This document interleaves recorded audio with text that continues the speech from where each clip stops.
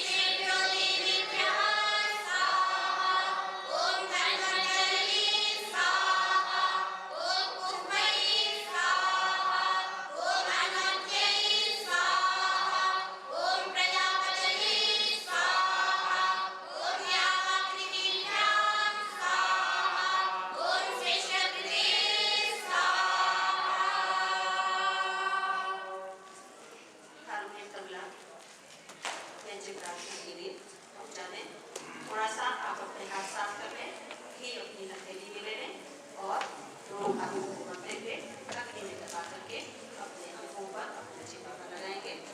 ओम तंबा अग्नि सिरंगम में पानी, ओम आनंदा अग्नि सियाल में देही, ओम मर्जोला अग्नि मर्जो में देही, ओम अग्नि यज्ञ तन्वा उरन तन्वा प्रणा, ओम तेजो तेजो मई देही, ओम वीर्यमसि वीर्यं मई देही, ओम बलमसि बलं मई देही, ओम ओजोसि ओजो मई देही,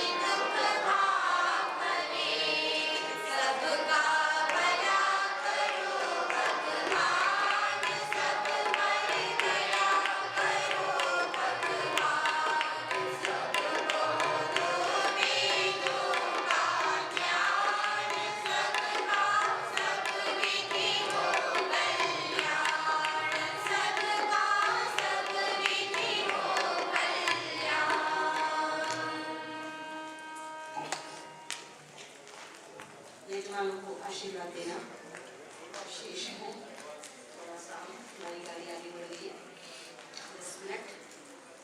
आप सभी आज के हमारे यजमान के रूप में इस संपूर्ण प्रकल्प में जो पूर्ण रूप से सर्वात्मना सहभागी है, हमारे पूर्वाभूत यजमान के रूप में हमारी श्रीमती मंजू जी और उनके पतिदेव, क्या नाम है,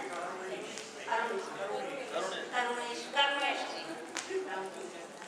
तो उनके लिए और इधर मेरे सामने बैठे हुए हैं आर्य समाज के बहुत ही कर्मठ मोहन भाई जी सदस्य हैं, और आप सभी जो भी यहाँ मनाया है बिना किसी भावना के, बिना किसी विशिष्ट की सकता है, आप सबके लिए आपके जीवन में, आपके परिवार में ये विचार, ये भावनाएं, ये सात्विकता, ये सदाचार परंपरा से आप आगे की पीढ़ी को इसी प्रकार दे सकने का सामर्थ्य आपके अंदर हो।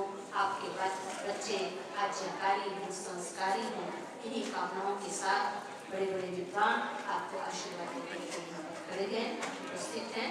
तो हम सभी मिलकर के बोलेंगे विद्वजन ओम ध्रुवासे ध्रुवयं यजमानोऽस्मिन्नाय तये प्रजया पशुभिः भूयात् ऋतेन द्यावा पृथिवी पूर्येताम् इन्द्रस्य शरीरसि विश्वजनस्य छाया। सभी बोलेंगे ओम सत्याः सन्तु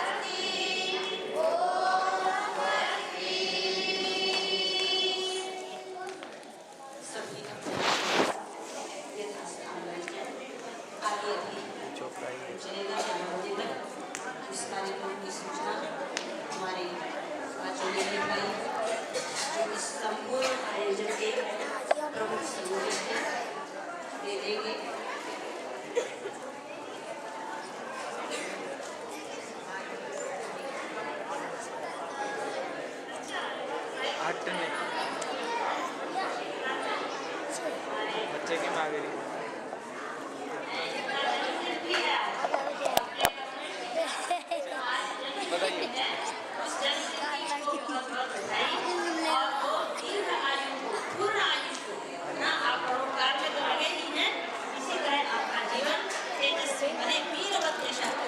खोल नीचे और खोल खोल खोल गई बाजू है। हट पकड़ रख।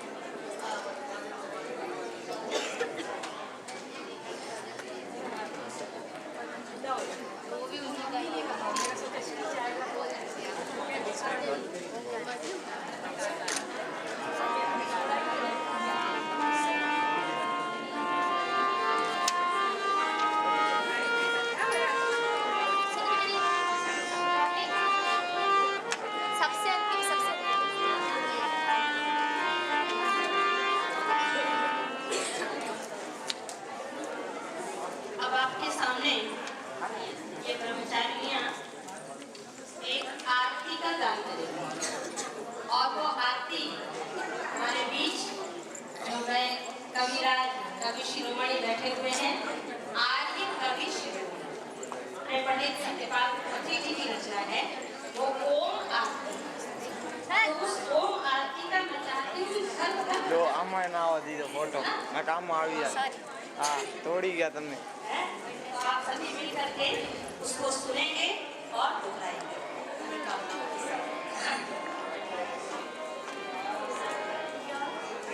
अपने पंडित सत्यपाल मुखर्जी जी की जो रचनाएं हैं वो कहाँ नहीं, आदि जगत पे ही नहीं, अभी तो जितने धर्म प्रवचन करने वाले हैं उन सबके घर घर घुसी हुई है, क्योंकि उनकी भावनाएं ऐसी जो मनुष्य मात्र के कल्याण के लिए, प्राणी मात्र के कल्याण की भावनाएं उसमें प्रकट हैं, वो किसी संप्रदाय से धर्म से संबद्ध नहीं, वो वेदवाणी को लेकर के आधार बना करके रची हुई है। हमारे बीच सानी साहब बैठे हुए हैं, पता नहीं कितनी रचनाएं उन्होंने साम मंत्रों के ऊपर की हुई है ना, वो सब भी हमारे गाने के योग्य हैं और ऐसे गानों का कौन है किसी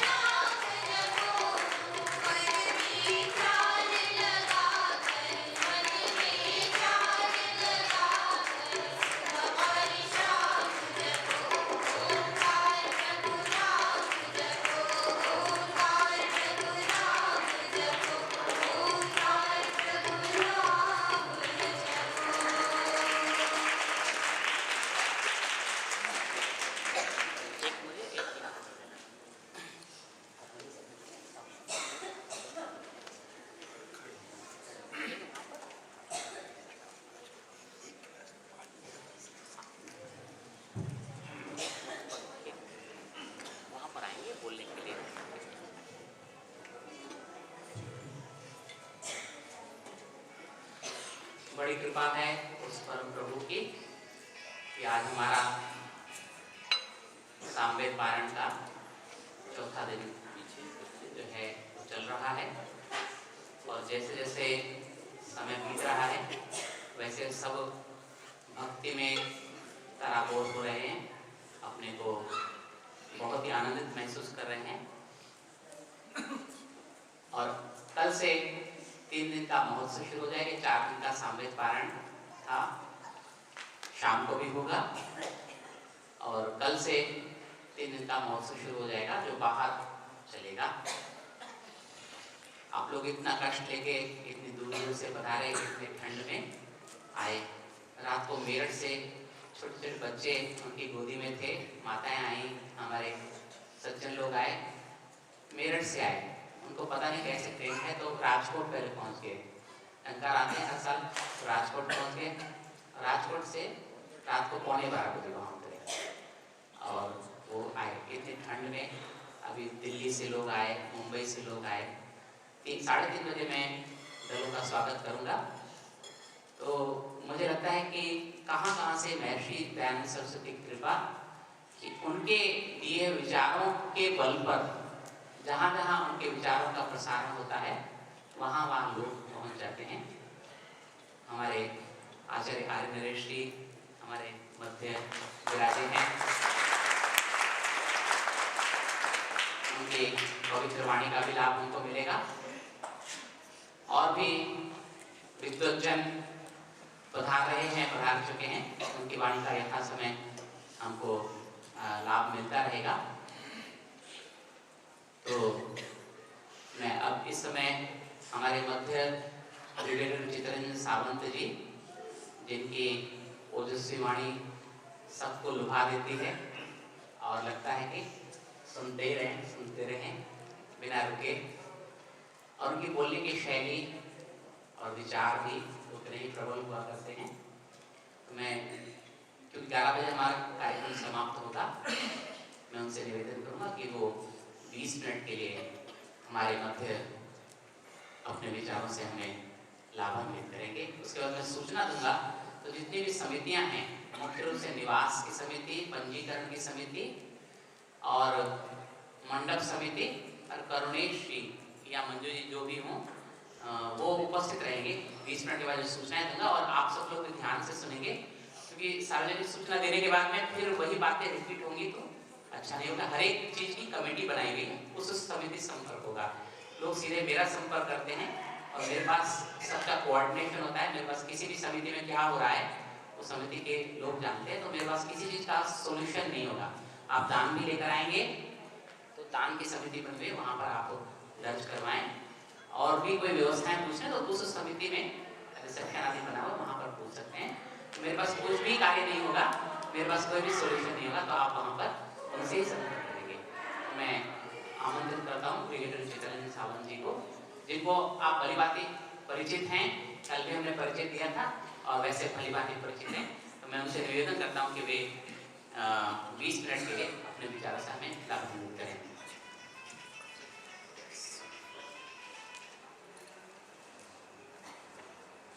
आर्यवृंद, आइए सबसे पहले हम और आप मिलकर के सामूहिक रूप से गायत्री मंत्र का उच्चारण करते हैं।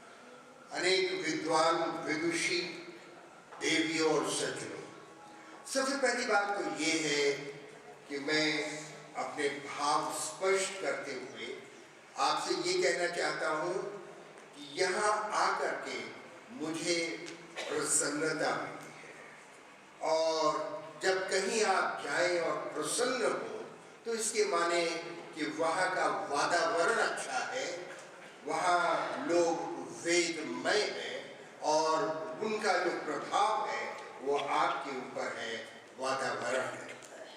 दूसरी बड़ी बात ये है कि मैं इस संस्था को साधुवाद देता हूँ, बधाई देता हूँ और ये भी अनुरोध करता हूँ कि हम और आप मिल करके जो भी हो सके एक एक पैसा भी यदि दें तो वो बहुत ही अच्छा रहेगा।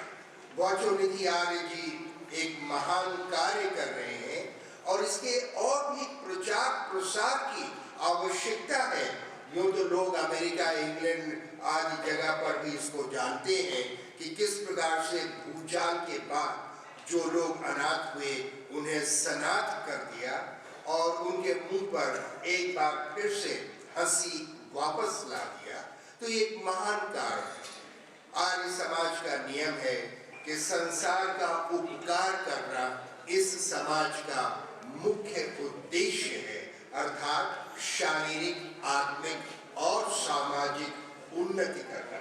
तो इन बच्चों को समाज की मुख्य धारा में ला करके जो आप कर रहे हैं ये अतुलनीय है, सराहनीय है और हम सब अपनी तरफ से एक एक पैसा भी उसके लिए देने के लिए तत्पर हैं।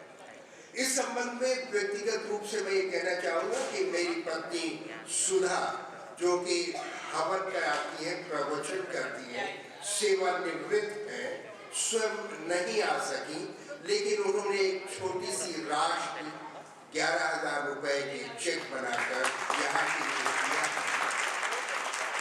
रिटायर होने के बाद, सेवानिवृत्त होने के बाद वरिष्ठ नागरिक के रूप में यदि हम सब मिल जाएं तो इसमें कोई संदेह नहीं कि हम इस संसार को बदल सकते हैं। मैं वाचोनिधि आर्य जी से अनुरोध करूंगा कि सुधा का दिया हुआ वो चेक कृपया स्वीकार करें। हम तो आपको देना चाहते हैं, आप तो हमें दे रहे हैं।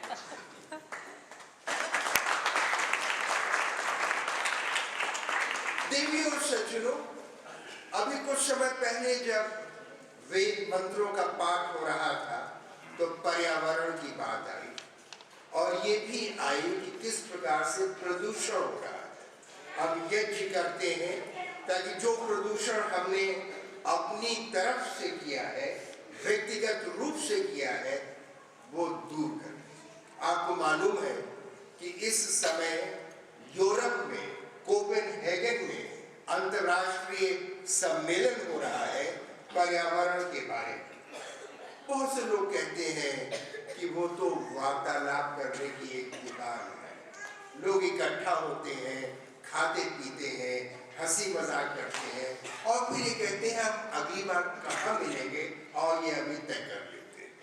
अगली बार उन्होंने तय भी कर लिया है, कोपेनहेगन के बाद वो मेक्सिको में मिलेंगे। तो इसी प्रकार से विश्व भ्रमण होता है, लेकिन क्या कोई लाभ हुआ, इसके बारे में दो मत है। कुछ ये कहते हैं कि इन बातों की चर्चा हो रही है, ये भी एक लाभ है, कम से कम आप में जागरूकता आई। दूसरे ये कहते हैं ये क्या लाभ हुआ, करोड़ों रुपए खर्च हो गए और बात कुछ नहीं मिली, सब गाल बजा करके वापस चले जाते हैं। तो केवल गाल बजाने से काम नहीं चलता है, हमें तो कुछ ठोस काम करना है। अभी जब पर्यावरण की चर्चा हो रही थी तो जो लोग कंप्यूटर चलाते हैं और इंटरनेट देखते हैं, मैं उनसे अनुरोध करूंगा कि एक पोर्टल देखें, मेरीन्यूज.com। मेरी हिंदी का शब्द मेरी और अंग्रेजी का न्यूज, तो मेरीन्यूज.com, उस पर भी पर्यावरण की चर्चा हुई। तो उन्होंने हमसे पूछा कि आर्य समाज इस बारे में क्या कर रहा है। आर्य समाज अग्रणी है, समाज के आगे, तो क्या पर्यावरण के बारे में आप भी कुछ कर रहे हैं? हमने कहा हमारा तो पूरा जीवन ही पर्यावरण को समर्पित है। हमने तो कभी पर्यावरण का विरोध नहीं किया और इस पृथ्वी से मांगा कम, ये कहा कि पृथ्वी तो हमारी माता, भूमि माता पुत्रो अहम पृथिव्या। तो जब माता और पुत्र और पुत्री का संबंध हो गया तो हम उस पृथ्वी का कभी भी ये नहीं चाहेंगे कि लोप हो जाए। हम आपको आज से 20 वर्ष आगे चले चलते हैं। यहाँ गुजरात वासी, आप में धन भी है, धर्म भी है, आप यात्रा भी करते हैं। जब मैं कैलाश मानसरोवर गया था तो हमारे साथ गुजराती भाई बहन बहुत थे और जो कुछ खाने पीने का था वो मेवे वही ले गए थे जो खाया मैंने भी बहुत उसमें से, और बड़ा आनंद आया। आप कहेंगे लोग ये तो आर्य समाज के प्रचारक हैं और ये कैलाश पर्वत क्यों हुआ है और मानसरोवर क्यों हुआ है? आकाशवाणी ने मुझसे कहा कि ये उनका हीरक जयंती वर्ष था। ये बात 1993 की है। तो उन्होंने मुझसे कहा चले जाइए। मैंने कहा देखिए मैं जीवन के 60वें वर्ष में प्रवेश कर चुका हूँ। ये 15 वर्ष पहले की बात है। अब तो 76वें में कर गया हूँ ईश्वर की दया से। जब हम इसीलिए तो कहते हैं सुबह और शाम जीवे शरदा। तो कैलाश पर्वत कठिन मार्ग है, लोग बेहोश हो जाते हैं, गिर जाते हैं, कुछ की मृत्यु भी हो गई है। तो हम लोग गए और जब कैलाश पर्वत के सामने खड़े हुए तो वहां पर कुछ साथियों ने पूछा, जिनमें जर्मन भी थे, जापानीज भी थे, कि ब्रिगेडियर साहब आपको उस काले गोल शिवलिंग समान पर्वत पर शिव जी दिखाई दे रहे हैं? मैंने कहा मुझे तो नहीं दिखाई दे रहे हैं। बोले उनके साथ पार्वती माता भी खड़ी है। मैंने कहा जब पिता ही नहीं दिखाई दे रहे हैं तो माता कहाँ से दिखाई देगी? मुझे तो कोई नहीं दिखाई दे रहा है।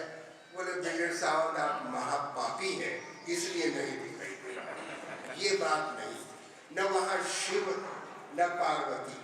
शिव तो हर जगह है, जो कल्याणकारी परमात्मा है वो सर्वव्यापक है। हम तो केवल आकाशवाणी के लिए चले गए थे, 5 भागों में रूपक बनाया जो उन्होंने प्रसारित बार बार किए। तो ये केवल एक वो बात है। हम यात्रा की बात कर रहे हैं कि यात्रा हम लोगों को बहुत करनी चाहिए और अब हम आपको इसी यात्रा में मुंबई ले चलना चाहते हैं। मुंबई का मेरीन ड्राइव बड़ा सुंदर है। जब सबसे पहले मैं सेना में आया तो मुझे मुंबई जाना पड़ा। कश्मीर के बाद सबसे पहले तो कश्मीर गया था। ये 59 की बात है, 60 वर्ष हो रहे हैं। तो उसके बाद मुंबई गया। मेरीन ड्राइव बहुत सुंदर, बहुत ही रोचक, लोगों से वार्तालाप। हम आपको 2020 में ले चलते हैं, यानी 2020। आप मेरीन ड्राइव गए, आपने देखा मेरीन ड्राइव तो है ही नहीं, कुछ नहीं है, भवन भी नहीं है, आदमी भी नहीं है। क्यों? क्योंकि अरब सागर ने सबको निगल लिया है। वहां सागर ही सागर है। और वो सागर क्यों है? क्योंकि आज बर्फ इतनी पिघल रही है। अभी पिछले महीने मेरा बेटा, जिसकी चर्चा कल आप लोगों ने की आज तक से, गौरव सावंत, वो उत्तरी ध्रुव गए। कठिन मार्ग था उनका, मैं जाना चाहता हूँ। मैंने कहा जाओ, तुमने तो कारगिल की लड़ाई देखी है, तो उत्तरी ध्रुव तो उसके सामने कुछ नहीं है। उत्तरी ध्रुव गए, उन्होंने कहा बड़े बड़े शिलाखंड पिघल रहे हैं और वहां पर जहां जिसको आइसलैंड में आइस शीट कहते थे, बर्फ ही बर्फ बिछी थी, अब वहां धाराएं बहने लगी। तो क्या होगा? थोड़े दिन के बाद हम जो हमारे निचले प्रदेश हैं वो जलमग्न हो जाएंगे।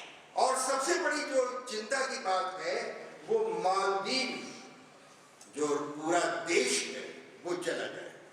तो मालदीव के लोगों ने अभी, वहां के राष्ट्रपति ने और मंत्रियों ने अपने कैबिनेट मंत्रिमंडल की बैठक की, कहा समुद्र के नीचे।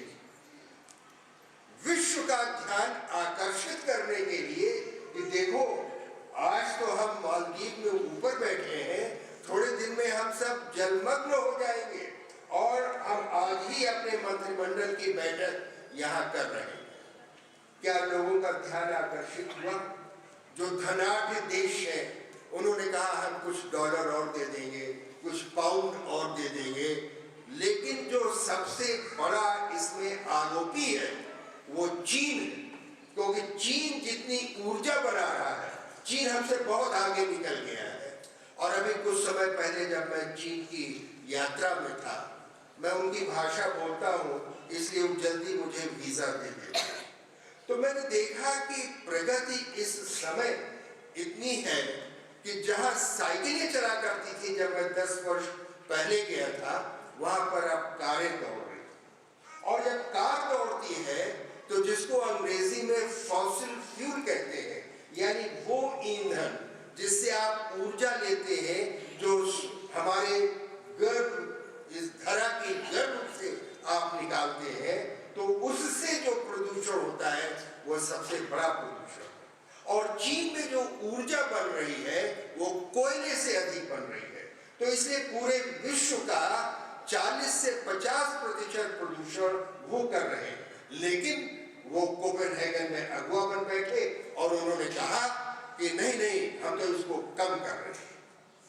अब बात मैं वापस ले जाऊंगी अपने एक लेख पर कि वेद मंत्रों द्वारा प्रदूषण को हम दूर करने की दिशा में क्या प्रयास करते हैं। चीनियों से भी हमने कहा, लेकिन वो हमारी बात सुनते नहीं है। हम भी उनकी बात अब नहीं सुनते हैं। जब वो कुछ बोलते हैं हम कान में रुई लगा देते हैं। खैर, लेकिन क्या इससे वो अपनी बात करना बंद कर देंगे? नहीं, प्रगतिशील बहुत है।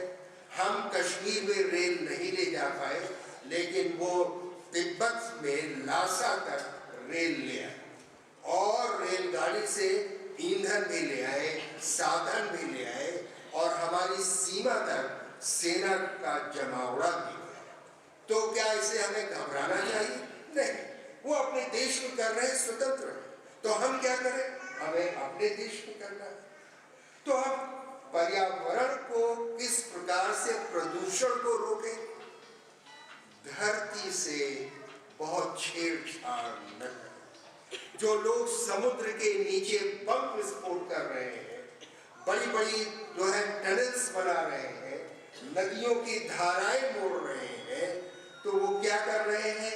वो प्रकृति से खिलवाड़ कर रहे हैं। और जब प्रकृति से इस प्रकार हम खिलवाड़ करते रहेंगे तो सुनामी आएगी, भूचाल आएंगे, अतिवृष्टि होगी, अनावृष्टि होगी, मौसम बदल जाएगा। मौसम बदल गया। अब हमने अभी कुछ दिन पहले अपने घर के पिछवाड़े जहाँ हम सब्जी उगाते हैं, वो कुछ करेला और तरोई लगाई, वर्षा हुई ही नहीं, वो सब सूख गई। और जब वो सूख गई तो उसके बाद घनघोर वर्षा हुई, उसका कोई लाभ नहीं। का वर्षा जब कृषि सूखा है, तो क्यों हो रहा है? कृषि क्यों सूख रही है? अभी आपने सुना, कृषि उत्तम कर्म है जिसमें श्रम चाहिए, और फिर जब हमको जल नहीं मिलेगा तो हम कैसे करेंगे? तो इसके लिए हम क्या करें? पंडित गंगा प्रसाद उपाध्याय जो प्रयाग में रहते थे, और जब मैं प्रयाग विश्वविद्यालय का विद्यार्थी था तो उनके साथ सायंकालीन भ्रमण पर जाता था। उन्होंने अपनी पुस्तक वेद प्रवचन में शांति पाठ की चर्चा, पूरा एक अध्याय उस पर, और शांति पाठ में उन्होंने कहा, हमें रूढ़ी हो गई कि जब हम समाप्त करते हैं तभी शांति पाठ करते हैं। हम तो कहते हैं शांति पाठ पहले भी करो, बीच में भी करो, बाद में करो, शांति आए। तो शांति पाठ में जब हम कहते हैं द्यूलोक, पृथ्वीलोक, अंतरिक्ष, जल, वायु, औषधियां, ये सब हम शांति, तो क्या है उनका? उसमें शांति अस्ति, उनमें शांति है। और फिर बाद में जब इन बातों की चर्चा करते हुए अंत में कहा, सामा शांति रेत, वही शांति जो इस समय यहाँ हमारे आसपास है, जो प्रकृति में है, वही शांति हे परमपिता परमात्मा मुझे भी प्राप्त हो। सामा, वही शांति मुझे प्राप्त कराइए। तो ये शांति आपने कहाँ से लिया? प्रकृति से। तो जब प्रकृति से हम शांति ले रहे हैं तो क्या उस प्रकृति की हम ऐसी छेड़छाड़ करेंगे कि सब अशांत हो जाए? लोगों ने कहा ये जो समुद्र में सुनामी आया तो ये अशांत क्यों? हमने कहा ये हमने और आपने अशांत किया है उसको, और जब इतना अशांत कर दिया तो इसलिए बवंडर उठे। इसके अलावा प्रकृति का हमारे वैदिक त्रैतवाद में देखिए कितना महत्व है। स्वामी दयानंद सरस्वती ने त्रैतवाद की चर्चा, पहले शंकर ने अद्वैतवाद, फिर बाद में द्वैतवाद, विशिष्टाद्वैतवाद, अनेकवाद, लेकिन स्वामी दयानंद सरस्वती ने जो प्रतिपादन किया वो त्रैतवाद का किया। परमपिता परमात्मा, जीवात्मा और प्रकृति। तो जब प्रकृति उसका एक, तीनों में से एक है और तीनों ही अनादि है, तीनों ही अनंत है, तो इस अनादि और अनंत प्रकृति से क्या हम ऐसी छेड़खानी करेंगे कि हमारी इस पृथ्वी का लोप हो जाए? बिल्कुल नहीं होगा। और इसीलिए जब वेद ने कहा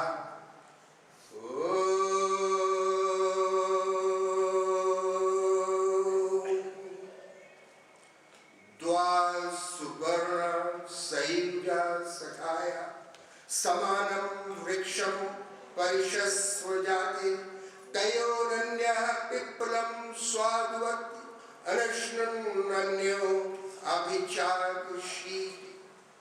अब सुंदर वृक्ष पर दो पक्षी जो मित्रवत हैं लिपटे हुए बैठे हैं, एक परमात्मा है एक जीवात्मा है। परमात्मा केवल अध्यक्ष है, स्वयं उसके फल का रस नहीं लेता, स्वाद नहीं लेता।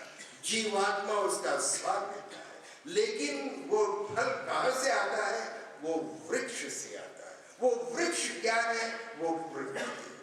तो जब प्रकृति जो है इतनी महत्वपूर्ण है तो क्या हम उसका नाश करना चाहेंगे?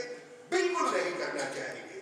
और इसलिए ये अत्यंत आवश्यक है कि हम जब इन मंत्रों का उच्चारण करें, मनन करें, तो औरों से भी ये बताएं कि देखो प्रकृति तो हमारे जीवन में, हमारे दर्शन में और इतनी घुल मिल गई है कि हम कभी नहीं चाहेंगे कि प्रकृति या यहाँ पर्यावरण का ऐसा प्रदूषण हो कि धरती का लुप्त हो जाए, कि बर्फ इतनी पिघल जाए कि सब जगह जल ही जल हो जाए, न मद्रास रहेगा न बंबई रहेगा, और यहाँ तक कि लंदन के भी कुछ भाग जो है वो जलमग्न हो जाएंगे, तो जो नीचे आते हैं। फिर ये जो रेडियो एक्सेल जिसका नाम यहाँ लिखा, यो तो ये बर्मिंघम में है और बर्मिंघम में भारतीयों में बहुत ही लोकप्रिय है और ये धर्म का भी प्रचार बहुत करते हैं। मुझे भी सौभाग्य मिला था रेडियो एक्सेल से सुबह सुबह 6 बजे वेद मंत्रों का प्रचार करने का। तो मैंने उनसे पूछा भी कि सुबह 6 बजे कौन सुनता है? बोले जिसको नींद नहीं आती वो सुनता है। क्या वृद्धावस्था में लोग कम सोते हैं? हाँ, थोड़ा तो कम सोते हैं। क्यों कम सोते हैं? क्योंकि शारीरिक श्रम कम हो जाता है। जब शारीरिक श्रम कम होता है तो थकान कम होती है। लेकिन जब सो जाते हैं तो गहरी निद्रा में सोते हैं और फिर केवल सुबह उठते हैं। लेकिन सुबह केवल वही नहीं सुनते जिनको अंग्रेजी में कहते हैं इंसोम्निया है या नींद न आने की बीमारी है। नहीं, ऐसा नहीं है। नींद तो आएगी। आचार्य जी और हम एक ही कमरे में ठहरे हैं। रात को 11 साढ़े 11 बजे सोए और फिर सुबह 5 ही बजे उठे। बीच में उठने की नौबत नहीं आई, न आवश्यकता पड़ी। कहने का तात्पर्य ये है कि हम और आप आयु की सीमा को लांघते हुए, चाहे युवा है चाहे वृद्ध है। वृद्ध कौन है? वृद्ध वो है जिसके अनुभव में वृद्धि, जिसके ज्ञान में वृद्धि हुई है। ये न कहो कि अरे वो तो रावण ने जैसा अपने ससुर से कहा कि तू बूढ़ा हो गया है, तेरी सोच भी बूढ़ी हो गई है, इसीलिए राम को तू महापुरुष कहता है। नहीं, ऐसा नहीं है। तो वृद्धि होती है हमारे अनुभव में, वृद्धि होती है हमारे ज्ञान में, वृद्धि होती है हमारे उत्साह। लोग कहते हैं कि क्या ऐसा है, हम क्या करें कि हम शतायु भी हो और शैया पर न पड़े।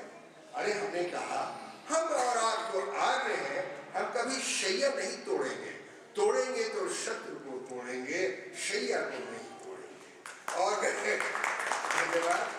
कैसे भाई, हमारा तो आप सुबह शाम वैदिक प्रार्थना करते हैं।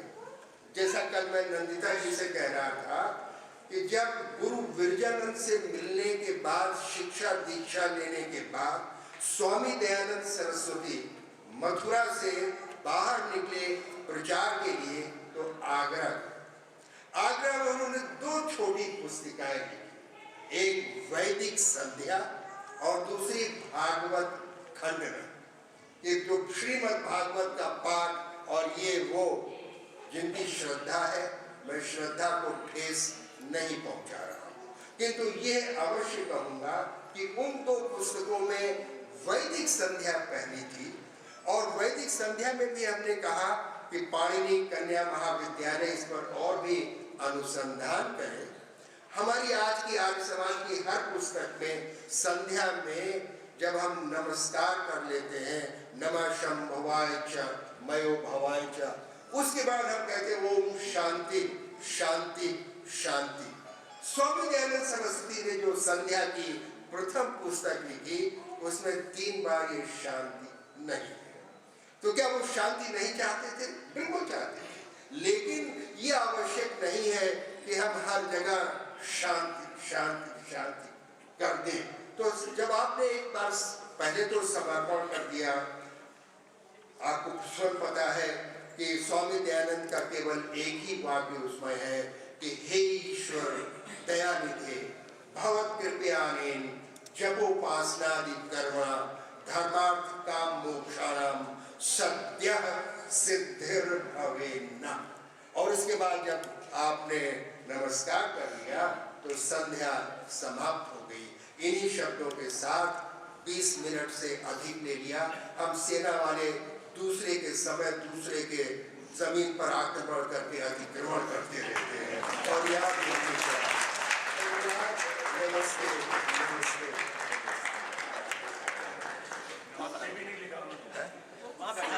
अच्छा, वहाँ भी अतिक्रमण हो गया है। ये मैंने समझा आपने मुझे जाति बाहर कर दी। जो ऐसा एक बार हुआ, दूसरी बड़ी लड़ाई में मेरे पितामह युद्ध करने गए और फ्रांस में जब वो थे तो सत्यार्थ प्रकाश हमारे घर में फ्रांस होता हुआ आया। लेकिन बहुत अच्छी बात, तो जब फ्रांस में पंजाब के सैनिक आए थे, उन्होंने उर्दू में लिखा हुआ 8 आने का, तब आना होता था पैसा, तो 8 आने का सत्यार्थ प्रकाश दिया। और उसके बाद जीवन में परिवार में काया पलट हो गई। तो लोगों ने कहा कि अच्छा तुमने मूर्ति पूजा बंद कर दी है, अच्छा आप काली माता की पूजा नहीं करोगे, तो तुम्हें तुम्हारा हुक्का पानी बंद।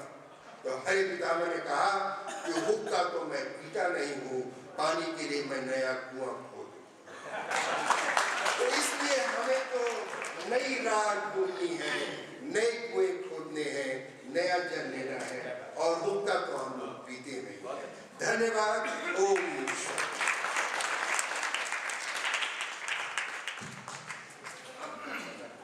धन्यवाद ब्रिगेडियर साहब का शब्द दान करने के लिए और धन दान करने के लिए। धन दान मेरी पत्नी की तरफ से, आप माध्यम बने उसके लिए।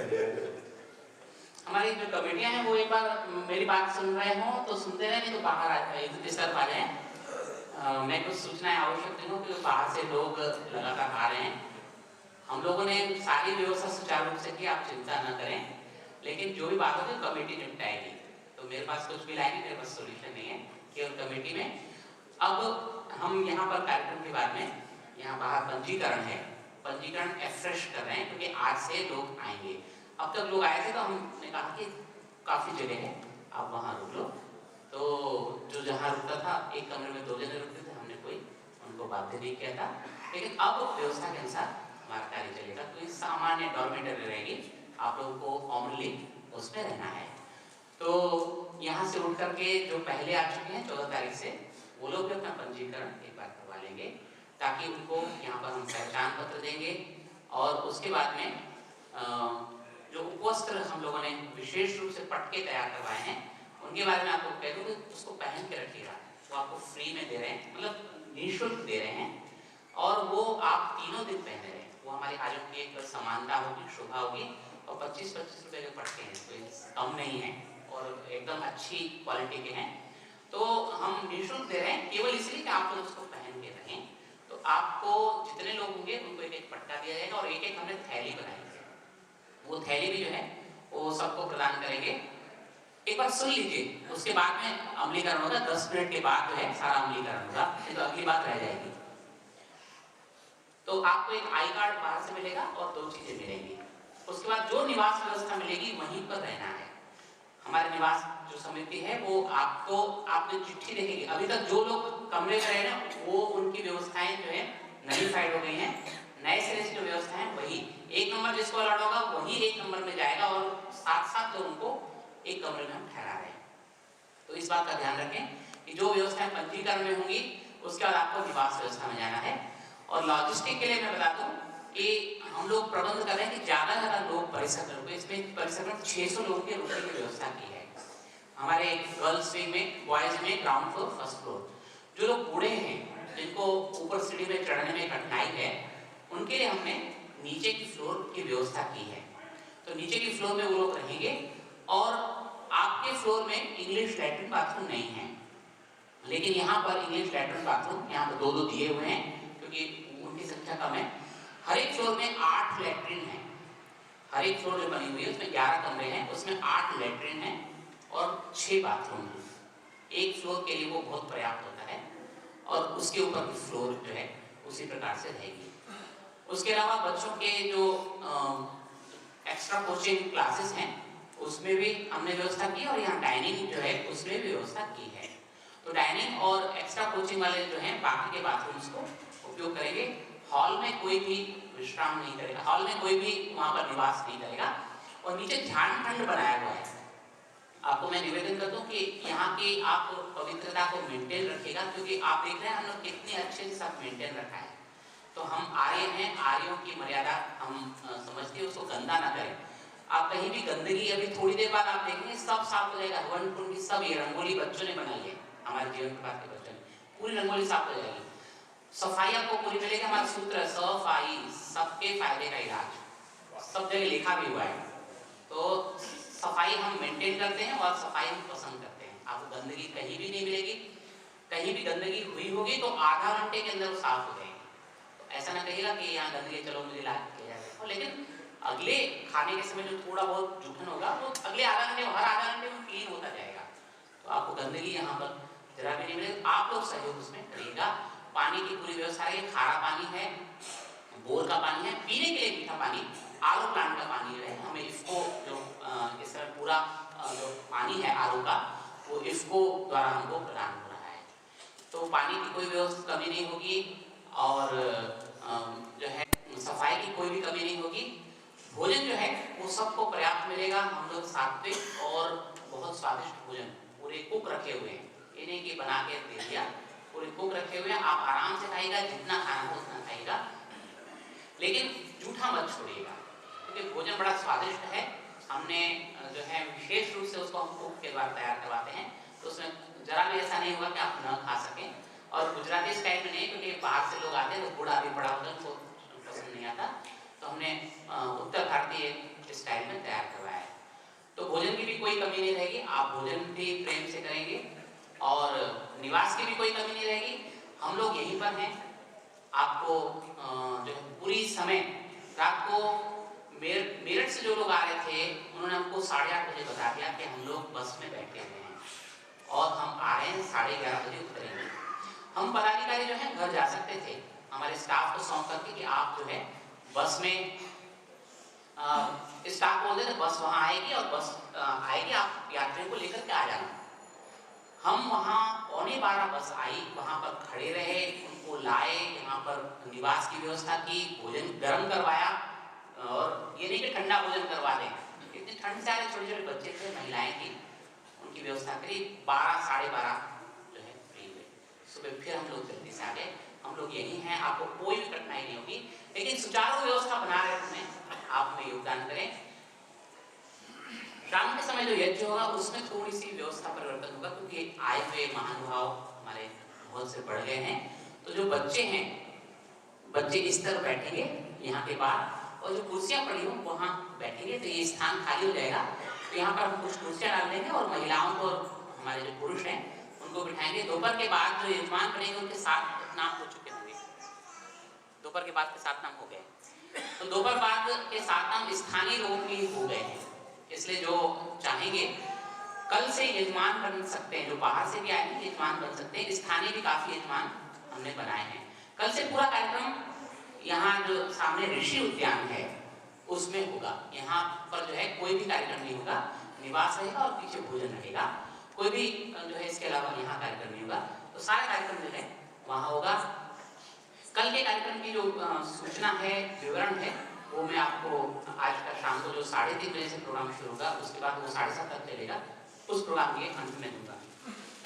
तो आप लोग इस कार्यक्रम के बाद में स्थानीय लोग भी काफी आए हैं, उन सबसे निवेदन है कि प्रसाद लें। तो और इवन मैंने लोकल लोगों से बोला हुआ कि प्रसाद यहीं लें, घर पे न जाएं। दिन का प्रसाद, रात का प्रसाद, सब आप लोग यहीं ग्रहण करें। जो लोगों की व्यवस्था हमने बाहर की भी है, कुछ ऐसे व्यक्ति हैं जो हमने आयु है और एक विशेष उनको सम्मान दिया है, उनकी रहने की व्यवस्था हमने अन्यत्र की हुई है। तो जो अन्यत्र व्यवस्था वाले हैं वो हमसे संपर्क करेंगे तो हम उनको व्यवस्थाएं बता देंगे। आप में से जिनकी सामान्य व्यवस्था हमने की है, तो उन लोगों को यदि अनुकूल ना आए, वो फिर भी होटलों में जाना चाहें तो मुझे बता देंगे, तो उनके जो है खर्च पे हम होटलों में व्यवस्था कर देंगे। कोई भी व्यक्ति ताले न लगाएं। ये राम राज्य है, कहते हैं ना राम राज्य में ताले नहीं लगते थे, लेकिन आप धन छोड़ देंगे, किसी को पता है कि आपने 10-20 हजार रुपये पड़े और फिर बोलेंगे राम राज्य चोरी हो गई, तो ऐसा ना करें। धन तो अपने साथ रखें, लेकिन बाकी कपड़े हैं, आपकी बैग है, उसमें कोई भी ज्वेलरी तो लाने का कोई सवाल नहीं, आप नहीं लाए होंगे, क्योंकि यहाँ तो कोई शादी आदि है नहीं। तो कोई भी चीज गुम नहीं होगी। पूरी हमारे 10 सिक्योरिटी गार्ड्स हैं, हमने पूरी सुचारू व्यवस्था की है। हमारे सिक्योरिटी गार्ड्स वैसे भी 24 घंटा प्रीमाइसेस में रहते ही हैं, तो 10 सिक्योरिटी गार्ड ने एक्स्ट्रा इस मौके पे रखे हुए हैं।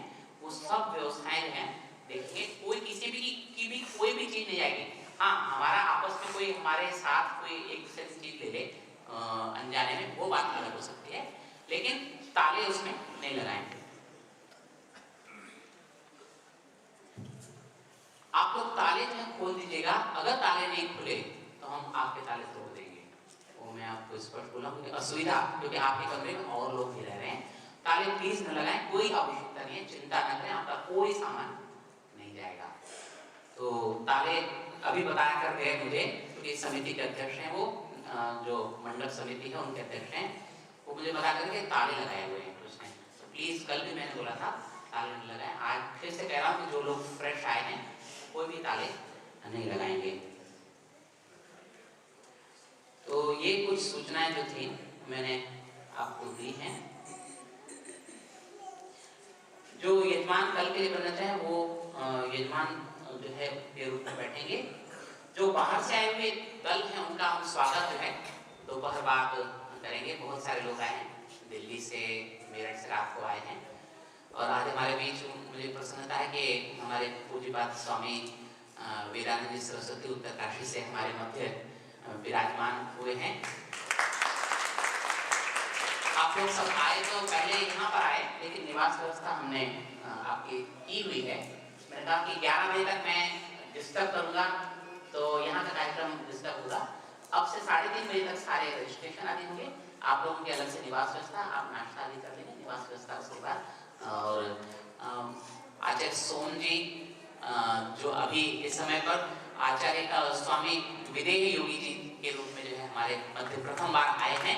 कुरुक्षेत्र में पिछले अप्रैल में आपने जो है ये संन्यास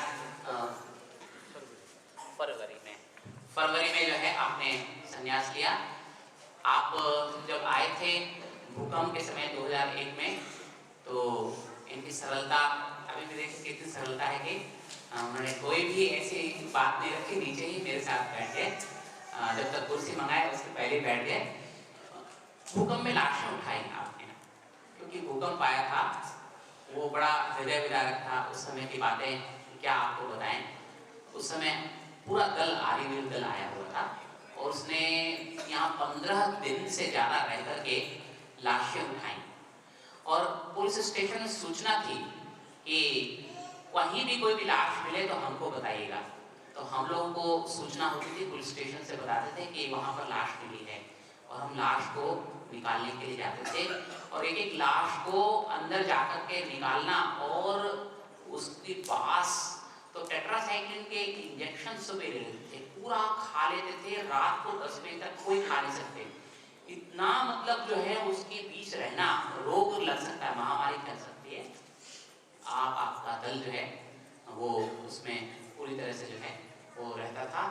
तो आप भी हमारे बीच पधारे हैं, और भी आचार्य जी का मैंने बताया कि आचार्य आर्यवीर भी आए हैं, कंचन कुमार जी भी आ गए हैं। मुझे इस समय पता नहीं वो कहाँ जो है वो भी तैयार हो रहे हैं।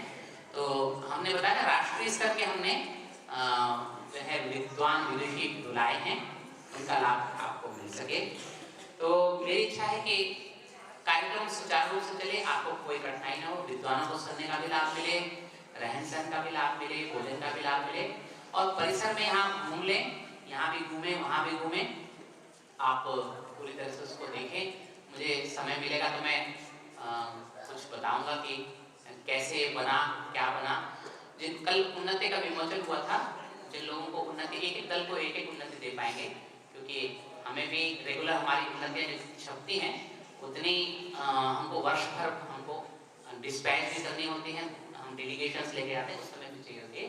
तो एक एक दल को हम एक एक उन्नति, जो नए दल आए हैं उनको हम देंगे। तो ये मैंने आपको कुछ जानकारी दी।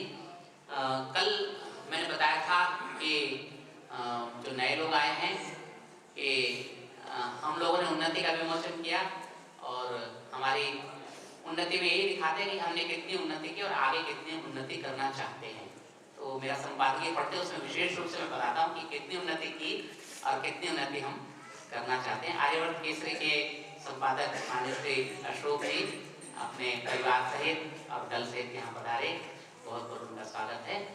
तो मैं बता रहा था कि उन्नति, तो ये उन्नति आप देख रहे हैं कि ये सब जीवन प्रभात का उद्घाटन हमने किया है, हो जाएगा रविवार को उद्घाटन हो जाता है। शिलान्यास होता है तो काम रहता है, लेकिन उद्घाटन के बाद फिर आदमी फ्री हो जाता है। तो हमारी अगली योजना बनी रहती है। तो हमने अगली योजना जो है वो उसमें वोकेशनल ट्रेनिंग सेंटर, मेरे बच्चे हैं, मेरे बच्चे को मैं कहीं सेटल करूँगा तब तक चिंता करूँगा, उसके लिए हर प्रकार की मेहनत करूँगा। तो ये भी तो हमारे बच्चे हैं, 9 साल से हम इनको बड़ा कर रहे हैं, इनको पैरों पे खड़ा करना, इज्जत को एक जीवन देना, ये भी तो हमारा कर्तव्य है। इन्हीं के अधर में छोड़ दिया, इनके लिए हर माँ बाप चिंता कर रहा था, हम भी तो माँ बाप, इनकी चिंता करना स्वाभाविक है। तो जहाँ इतना बड़ा भवन बनाया तो उसके लिए थोड़ा और प्रयत्न करेंगे, तो इनके आगे जो है इनकी पुनर्विद्या आने के लिए वो कार्य करना है। तो वोकेशनल ट्रेनिंग सेंटर की योजना मैंने जो है उसमें निमंत्रण में लिखी थी, आगामी योजना। मुझे आपको बताते हुए खुशी हो रही है कि उस योजना में जो हमें जमीन प्राप्त करनी थी वो हमने प्राप्त कर ली है, और उस जमीन पर आगामी इसी कार्यक्रम के दरमियान है शिलान्यास का कार्यक्रम हम बना रहे हैं, और 50 करोड़ रुपए की बिल्डिंग है आगामी दिनों में उसमें निर्मित होंगी। ये भवन 8 करोड़ रुपए का है। जब हमने शुरू किया था तब पूरे देश के लोग जो है वो कहते थे कि बना तो लिया है, बन पाएगा कि नहीं बन। बहुत बड़ा प्रश्न, छोटा प्रश्न चिन्ह था, बहुत बड़ा प्रश्न चिन्ह। तो प्रश्न चिन्ह था, हमारा आत्मविश्वास था, पूर्ण सत्यता, पूर्ण निष्ठा, पूर्ण ईमानदारी, एक एक पैसे की ट्रांसपेरेंसी है यहाँ पर। पैसे की तो ट्रांसपेरेंसी रहती है, काइंड की ट्रांसपेरेंसी, काइंड जो चीजें आती है ना, पता नहीं कल मेरे साथ चल रहे थे, वो बता रहे थे दिल्ली वाले, हाँ जगमोहन गुप्ता जी, तो बता रहे थे कि हम लोग दिल्ली में जाते हैं, वहां देकर आते हैं, बच्चों ने बताया कि हमें चप्पल देख रहे, चप्पल उतारवा ली हमसे, कोई दान देकर क्या चप्पल, हमसे चप्पल उतारी, चप्पल जो है बाजार बेच दी। ऐसे लोग फल देकर जाते हैं, फल बच्चों तक नहीं पहुंचते, मिठाई देते गए, मिठाई बच्चों तक नहीं पहुंचती। हमने पूरी इंश्योर व्यवस्था, मैं बैंक में सर्विस करता हूँ ना, हमारे बैंक में सिक्योरिटी सिस्टम होती है, क्योंकि इतनी सारी ब्रांचें होती हैं, अगर थोड़ी गड़बड़ छूट दे दिया है ना तो वहाँ तो गड़बड़ी गड़बड़ होता है। तो हमारा सिक्योरिटी सिस्टम होती है, तो हमने जो सिक्योरिटी सिस्टम बनाई हुई है उसमें काइंड की रसीद इश्यू करते हैं। आप 1 किलो कोई भी चीज देंगे ना तो उसकी रसीद इश्यू होगी, और ऑफिस रिकॉर्ड में कब वो उपयोग में आई वो मैं इंश्योर करूंगा। अगर आपने 1 किलो मिठाई देकर के गए हैं तो वो आपको रसीद दे देंगे, आपको तो पता नहीं, आप तो चले गए, लेकिन वो मिठाई बटी कब वो मैं इंश्योर करता हूँ कि वो मिठाई जो है बच्चों के बीच गई कि नहीं गई। हमारा कोई पदाधिकारी, हमारा कोई कर्मचारी उसको छू नहीं सकता है। तो हमने ऐसी व्यवस्थाएं की हुई है, और उसी का परिणाम है कि इतना विश्वास लोगों को है, गांधीधाम में विश्वास है, भारत में विश्वास है, अंतर्राष्ट्रीय स्तर पर लोगों को विश्वास है। और हम तो देने वालों में से, ट्रस्टी जितना देते हैं ना, वो हम जब देते हैं तब आपसे मांगने के लिए निकलते हैं। तो पहले हम दिया करते हैं, उसके बाद आपसे मांगने के लिए करते हैं।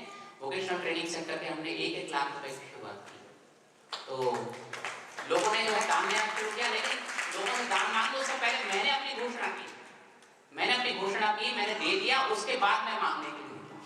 जब मैं दूंगा तो दूसरों से कह सकता हूँ, मेरी वाणी में तब दम आएगा जब मैं आपसे कहूंगा, और मैं नहीं दे रहा हूँ तो कैसे। और वो देना मतलब दे देना, ये नहीं कि घोषणा कर दी उछालने के लिए कि मैं 1 लाख बोल दूंगा तो 10 लोग और लिखेंगे मेरा दान नहीं देना है, मुझे मेरा दान छुपा रहेगा, क्या पता चलना है। नहीं, वो पवित्रता होनी चाहिए, अपनी घोषणा करो और अपनी घोषणा का उसको दे दो। तो हम लोगों ने कमेटी में हमारे सब ट्रस्टियों ने 1-1 लाख रुपए लिखवाए, तो 10 लाख तो हमारे ऐसे ही करते हैं। और जमीन के लिए हम लोग आगे बढ़ रहे हैं, और जमीन जो है हमने अर्जित कर ली है, उसका पेमेंट जो है वो हमें करना होगा। उसके लिए हम आप लोगों के पास आएंगे। आप लोग भी 1-1 लाख रुपए की योजना है, लेकिन 1 लाख दे सके तो अच्छी बात है, इवन ज्यादा दें, मैं तो चाहता हूँ कि 1 लाख से ज्यादा दें, पर अगर 1 लाख ना दे तो अपनी आहुति डाल करके जाएं, और आपके 1-1 पैसे का सदुपयोग है। और यहाँ पर जो है ना, लोग क्या करते हैं, दान देते हैं लेकिन सिर्फ परिणाम नहीं दिखते।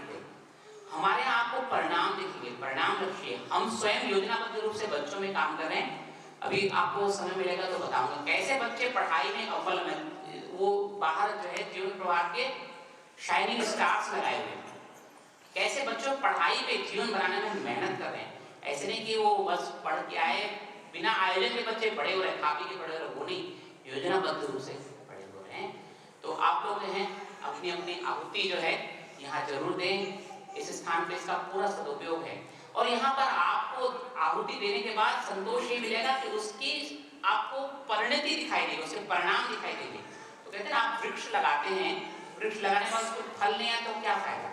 तो हम यहाँ जो वृक्ष लगाया है जीवन प्रवाह, उसके फल हमको दिख रहे हैं, ये बच्चे जो हैं उसके फल के रूप में हमारे सामने, और फल खाने का आनंद मिलता है तो कितनी खुशी होती है। तो आपने इतना जो है सहयोग किया है, उसका सहयोग का परिणाम आप देखिए तो आपको विशेष खुशी होगी। तो ये कुछ दान के लिए मैंने आपको जो है अपनी बात कही कि हम लोगों ने शुरुआत कर दी है, और लोग जो हैं कोई 11,000 की आहुति दे रहा है, कोई 15,000 की आहुति दे रहा है, कोई 25,000 की आहुति दे रहा है। तो हर व्यक्ति जो है आहुति दे रहा है, इससे पहले भी अनेकों ने दी, अब भी देते रहेंगे। तो इन्हीं शब्दों के साथ मैं आपसे निवेदन करता हूँ कि शांति पाठ होगा, उसके बाद आप लोग रजिस्ट्रेशन का कार्य पहले करेंगे और साथ में नाश्ता भी करेंगे। जिनका रजिस्ट्रेशन हो जाए, कुछ लोग नाश्ता कर लें तब तक रजिस्ट्रेशन भीड़ कम हो जाए, और जो भीड़ जो है यहाँ कम दिखे तो 3:30 बजे तक जो है हमारा ये कार्य हम लोग संपन्न कर लें। और भी दल पीछे आ रहे हैं, तो फिर निवेदन है कि आप लोग शाम को, हमारा कार्यक्रम ठीक समय पे शुरू होगा, ठीक समय पूरा होगा। 3:30 बजे कार्यक्रम शुरू हो जाएगा, 3:30 बजे भजन शुरू हो जाएंगे, 4 बजे तक चलेंगे। ठीक 4 बजे हमारा सामवेद पारायण शुरू हो जाएगा और 6 बजे तक चलेगा। और 6 के बाद में 7:30 बजे तक हम लोग, हमारे बच्चों ने काफी संगीत आदि के कार्यक्रम तैयार किए हुए हैं, उनकी प्रस्तुतियों के आए हुए विद्वान के प्रवचन होंगे। आपको कोई विशेष कठिनाई हो तो हमें बता सकते हैं, मेरे से कोई विशेष बात हो कोई संपर्क करें। बाकी छोटी छोटी बातों का निराकरण, आप दान भी देने आएंगे तो मैं समिति के पास भेजूँ। कार्यालय अंदर है इस समय, बाद में वहाँ पर शिफ्ट हो जाएगा। जो लोग दान देना चाहें, यजमान में नाम लिखवाना चाहें, सामने कार्यालय है, पंजीकरण आदि का यहाँ पर करेंगे। तो मैंने थोड़ा सा, मैंने भी अतिक्रमण किया है, जैसे ब्रिगेडियर साहब ने कर दिया, तो मैंने भी थोड़ा अतिक्रमण कर दिया है। तो जब गाड़ी लेट हो जाती है ना, तो फिर आगे भी लेट हो जाती है, वो मेकअप नहीं कर पाती है। तो मैं बहुत आभारी हूँ आप सबका, इतनी ठंड में इतनी दूर से और इतना धन लगा करके आप लोग आते हैं। और स्थानीय लोगों का भी आभारी हूँ कि लोकल में व्यवस्थाएं सबको होती हैं, लेकिन इतनी व्यवस्था के बावजूद आप अपने घर के कामों को छोड़ करके और यहाँ पर आते हैं, लाभ उठाते हैं और जो है इस कार्यक्रम की शोभा बढ़ाते हैं। इसलिए मैं बाहर के लोगों का और स्थानीय लोगों का आभार मानता हूँ। शांति पाठ के साथ हम कार्यक्रम को विराम देंगे। मंजू ये वो कर दीजिए, थैलियाँ पंच निकाल के दे दीजिए।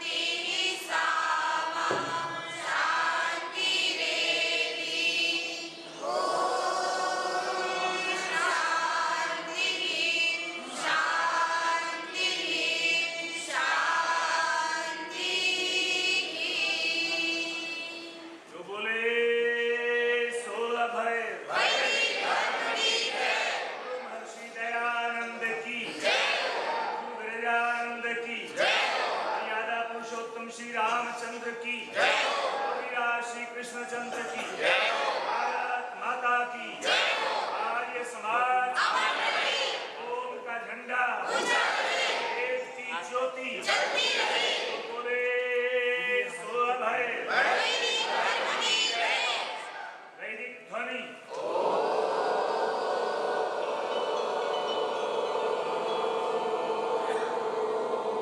वैदिक अभिवादन। आज के यजमान श्री करुणेश जी ने गुरुकुल वाराणसी पाणिनि कन्या विद्यालय के लिए 1100 रुपये